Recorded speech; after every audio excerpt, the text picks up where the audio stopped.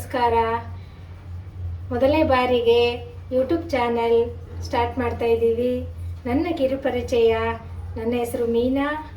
ಈಗ ಮೊದಲನೇ ಬಾರಿಗೆ ನಾನು ಹೆಸರುಬೇಳೆ ಪಾಯಸ ಯಾವ ರೀತಿ ಮಾಡೋದು ಅಂತ ತೋರಿಸ್ಕೊಡ್ತೀನಿ. ದಯವಿಟ್ಟು ಎಲ್ಲರೂ ಲೈಕ್ ಮಾಡಿ, ಶೇರ್ ಮಾಡಿ, ಸಬ್ಸ್ಕ್ರೈಬ್ ಮಾಡಿ. ಈಗ ಹೆಸರುಬೇಳೆ ಪಾಯಸ ಮಾಡೋದಕ್ಕೆ ಬೇಕಾಗಿರೋ ಪದಾರ್ಥಗಳನ್ನು ತೋರಿಸ್ತಾ ಇದ್ದೀನಿ. ಮೊದಲಿಗೆ ಹೆಸರುಬೇಳೆ ಒಂದು 4-5 ಟೀ ಸ್ಪೂನು, ಮತ್ತು ಸ್ವಲ್ಪ 1-2 ಸ್ಪೂನು ರವೆ, ಸ್ವಲ್ಪ ಗಸಗಸೆ, ಸ್ವಲ್ಪ ಮಟ್ಟಿಗೆ ಕಾಯಿ, ಮತ್ತು ಬೆಲ್ಲ ಕರಗಿಸೋದಕ್ಕೆ, ಯಾಕಂದರೆ ಅದರಲ್ಲಿ ಮಣ್ಣಿರುತ್ತೆ, ಸೋಸ್ಕೊಳ್ಳೋಣ ಅಂತ, ಮತ್ತು ಸ್ವಲ್ಪ ನೀರು. ಈಗ ಸ್ಟಾರ್ಟ್ ಮಾಡೋಣ. ಸ್ವಲ್ಪ ಹೆಸರುಬೇಳೆನ ಹುರ್ಕೊಳ್ಳೋಣ, ಯಾಕಂದರೆ ಅದರಲ್ಲಿರೋ ಹಸಿ ವಾಸನೆ ಎಲ್ಲ ಹೋಗುತ್ತೆ ಅಂತ. ಇಲ್ಲಾಂದರೆ ಹೆಸರುಬೇಳೆ ಎಲ್ಲ ಸ್ವಲ್ಪ ಪಾಯಸಕ್ಕೆ ಹಾಕಿದ್ರೆ ಸ್ಮೆಲ್ ಬರುತ್ತೆ. ಸ್ವಲ್ಪ ಹುರ್ಕೊಂಡ್ರೆ ಗಮ್ ಅಂತ ಇರುತ್ತೆ.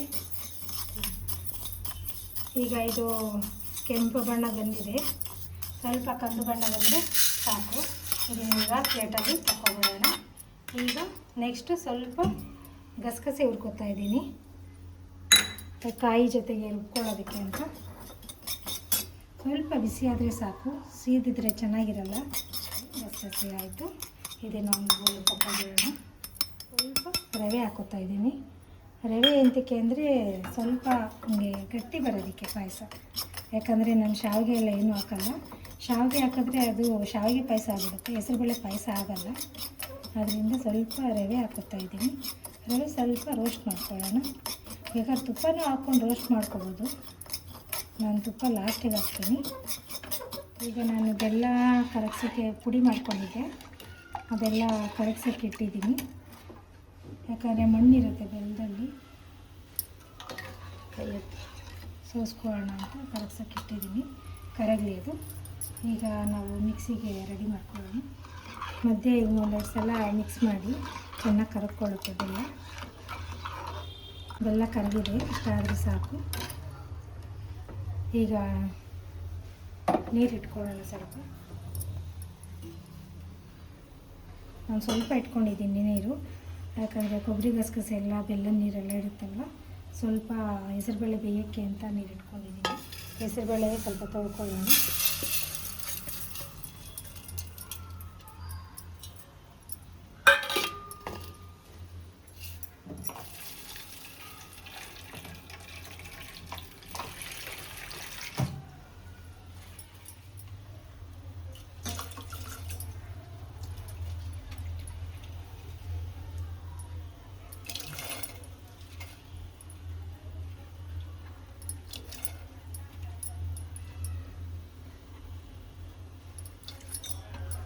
ಕಾಯಿ ಹಾಕ್ತಾಯಿದ್ದೀನಿ.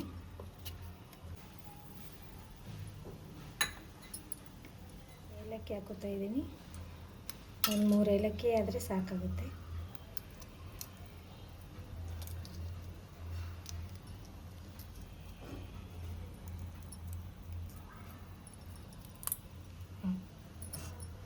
ಸಾಕು ಏಲಕ್ಕಿ. ಈಗ ಮಿಕ್ಸಿ ಹಾಕೊಳ್ಳೋಣ. ಆಗಲೇ ಹೆಸರುಬೇಳೆ ಬೇಯಕ್ಕೆ ಹಾಕಿದ್ವಲ್ಲ, ಈಗ ಬೆಂದಿದೆ ಅದು ಸಾಕು. ಈಗ ಇಷ್ಟು ಬೆಂದಿದೆ ಸಾಕು. ಈಗ ರವೆ ಬಿಟ್ಕೊಳ್ಳೋಣ. ರವೆ ಆಗಲೇ ಇಟ್ಕೊಂಡಿದ್ವಲ್ಲ ಸ್ವಲ್ಪ, ಈಗ ಹಾಕೋತಾ ಇದ್ದೀನಿ.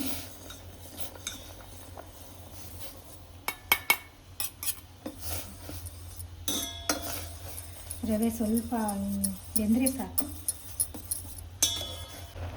2 ಮಿನಿಟ್ಸ್ ಬೇಯಿಸ್ಕೊಳ್ಳಿ. ರವೆ ಸಾಕು, ಬೆಂದಿದೆ. ಈಗ ಬೆಲ್ಲ ಕರಗಿಸಿದ್ದೀವಲ್ಲ, ಬೆಲ್ಲ ಹಾಕೊಳ್ಳೋಣ. ಈಗ ಬೆಲ್ಲ ಸೋಸ್ಕೊತಾ ಇದ್ದೀನಿ.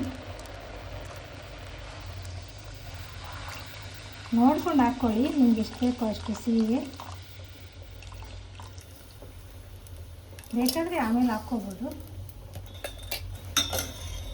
ಅದು ಒಂದು ಕುದಿ ಬಂದಮೇಲೆ ಆಮೇಲೆ ಕೊಬ್ಬರಿ ಗಸಗಸೆ ರುಬ್ಕೊಂಡಿದ್ದೀವಲ್ಲ, ಕೊಬ್ಬರಿ ಗಸಗಸೆ ಹಾಕ್ಕೊಳ್ಳೋಣ. ಇದೊಂದು ಕುದಿ ಬರಲಿ. ಕೊಬ್ಬರಿ ಗಸಗಸೆ ನೋಡಿ ಈ ಥರ ನೈಸಾಗಿ ರುಬ್ಕೋಬೇಕು. ಕುದಿ ಬರ್ತಾಯಿದೆ. ಈಗ ಕೊಬ್ಬರಿ ಗಸಗಸೆ ರುಬ್ಕೊಂಡಿದ್ದೀವಲ್ಲ, ಈ ಥರ ನೈಸಾಗಿ ರುಬ್ಕೊಂಡು ಹಾಕ್ಕೋಬೇಕು, ಚೆನ್ನಾಗಿರುತ್ತೆ. ನಿಮಗೆ ಗಟ್ಟಿನೂ ಅನಿಸಲ್ಲ, ತೆಳುವಾಗಿ ಒಂದ್ಸಲ ಮೀಡಿಯಮ್ ಆಗಿರುತ್ತೆ ಹೆಸರುಬೇಳೆ ಪಾಯಸ. ಅದೇ ಸ್ವಲ್ಪ ನೀರು ತಗೊಂಡು ಸ್ವಲ್ಪ ಸ್ವಲ್ಪ ಹಾಕ್ಕೊಂಡು ತಿರ್ಗಿಸ್ಕೊಂಡು ಅದರಲ್ಲಿ ಇರೋದೆಲ್ಲ ಹಾಕ್ಕೊಳ್ಳಿ. ನಾನು ದ್ರಾಕ್ಷಿ ಗೋಡಂಬಿ ಏನು ಹಾಕ್ತಾಯಿಲ್ಲ, ಯಾಕಂದರೆ ಬೇಕಾದ್ರೆ ನೀವು ಹಾಕ್ಕೊಳ್ಳಿ. ಸಾಕು ನೋಡಿ, ತೆಳ್ಳಗೂ ಒಂದ್ಸಲ ಗಟ್ಟಿನೂ ಒಂದ್ಸಲ ಮೀಡಿಯಮಾಗಿ ಕುಡಿಯೋದಕ್ಕೆ ತಂಪಾಗಿರುತ್ತೆ. ಕೊಬ್ಬರಿ ಗಸಗಸೆ ಎದೆನೋವಿಗೂ ಒಳ್ಳೆಯದು. ನೋಡಿ ಕುದಿ ಬರ್ತಾಯಿದೆ. ಈಗ ಒಂದು ಸ್ಪೂನ್ ತುಪ್ಪ ಹಾಕ್ತಾಯಿದ್ದೀನಿ.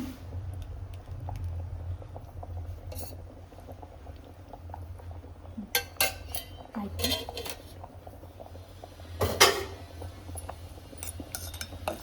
ಹೆಸರುಬೇಳೆ ಪಾಯಸ ರೆಡಿ ಆಯಿತು. ಈಗ ಹೇಗಿದೆ ಅಂತ ರುಚಿ ನೋಡೋಣ. ಸ್ಟವ್ ಆಫ್ ಮಾಡ್ತಾಯಿದ್ದೀನಿ. ನೋಡಿ ರೆಡಿಯಾಗಿದೆ ಬಿಸಿ ಬಿಸಿ ಹೆಸರುಬೇಳೆ ಪಾಯಸ. ಕುಡಿಯೋದಕ್ಕೂ ಚೆನ್ನಾಗಿರುತ್ತೆ, ಗಟ್ಟಿ ಇಲ್ಲ, ಮೀಡಿಯಮ್ ಆಗಿದೆ. ಈಗ ಟೇಸ್ಟ್ ಮಾಡೋಣ. ಹೆಸರುಬೇಳೆ ಪಾಯಸ ತುಂಬ ಚೆನ್ನಾಗಿ ಬಂದಿದೆ, ತುಂಬ ಟೇಸ್ಟಾಗಿದೆ.